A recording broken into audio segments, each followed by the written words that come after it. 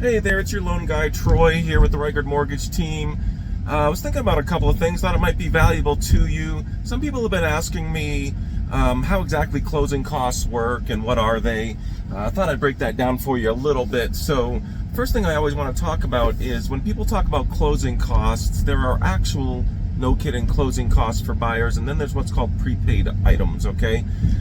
Usually we kind of bundle all that into one number for you and call them all closing costs, but just realize closing costs are actual fees and costs that are associated with doing a loan.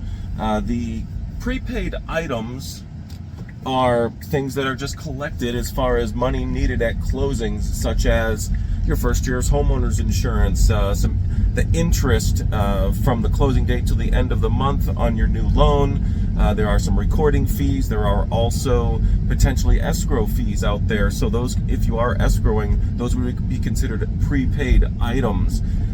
Examples of closing costs: appraisals, title fees, some lender fees such as underwriting fees. Maybe you're buying down the interest rate. There are some other miscellaneous fees such as credit reports and some smaller things as well.